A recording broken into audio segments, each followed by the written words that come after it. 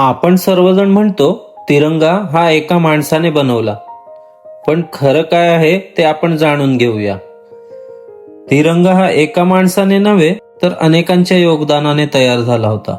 भारताला स्वातंत्र्य मिळण्याआधी भारताचा स्वतःचा एक ठरलेला झेंडा नव्हता. वेगवेगळे झेंडे वापरले जात होते. भारताने पहिला प्रयत्न केला 1906 मध्ये. कोलकातामध्ये पहिला अनऑफिशियल झेंडा दिसला. 1907 मध्ये भिकाजी कामा यांनी परदेशात भारताचा झेंडा फडकवला. हा एक मोठा सिम्बॉलिक मुवमेंट होता. तसं म्हणाय गेलं तर मुख्य व्यक्ती 1921 मध्ये पिंगली व्यंकय्या यांनी भारताच्या झेंड्याचा एक डिझाईन तयार केला. त्यांनी तो महात्मा गांधी यांना दाखवला. त्या डिझाईन मध्ये लाल रंग आणि हिरवा रंग, लाल रंग म्हणजे हिंदू आणि हिरवा रंग म्हणजे मुस्लिम. गांधीजींनी सांगितलं सर्व धर्मांचं प्रतिनिधित्व असायला हवं, म्हणून पांढरा रंग ऍड झाला आणि मध्ये चरखा ठेवला. इतकं ऐकून तुम्ही कन्फ्यूज झाला असणार, कारण लाल रंग, झेंड्याला तर लाल रंग नव्हता. तर खरं सत्य आणखीन पुढे आहे.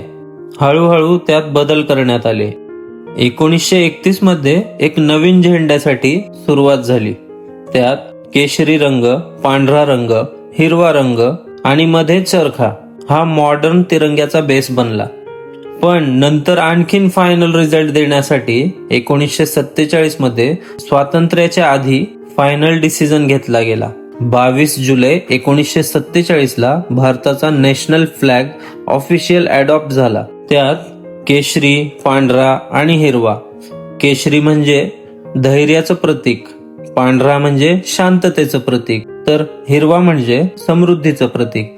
आणि चरख्याच्या जागी अशोक चक्र म्हणजे न्याय आणि गतीचं प्रतीक. अशा प्रकारे झेंड्यात बदल करण्यात आला. तर हा होता आपला संपूर्ण फायनली तयार झालेला भारताचा तिरंगा. तर यात योगदान देणारे सर्वप्रथम म्हणजे पिंगली व्यंकय्या यांनी बेस डिझाईन तयार केलं, म्हणजे मुख्यत्व त्यांनी डिझाईन तयार केलं. त्यात महात्मा गांधीजी यांनी त्याच्यात कन्सेप्ट आणि चेंजेस सुचवले. तर भिकाजी कामा यांनी पहिल्यांदाच झेंडा आंतरराष्ट्रीय स्तरावर फडकावला. तिरंगा हा एका माणसाचा नाही, तो आहे पूर्ण देशाच्या संघर्षाचा आणि विचारांचा प्रतीक. तर तुम्हाला ही स्टोरी माहित होती का? तिरंगा कसा तयार झाला, आपल्या भारताचा तिरंगा कशा प्रकारे तयार झालाय? तुम्हाला जर स्टोरी नक्कीच आवडली असेल तर लाईक करा, कमेंट करा, शेअर करा आणि सबस्क्राईब करा. धन्यवाद.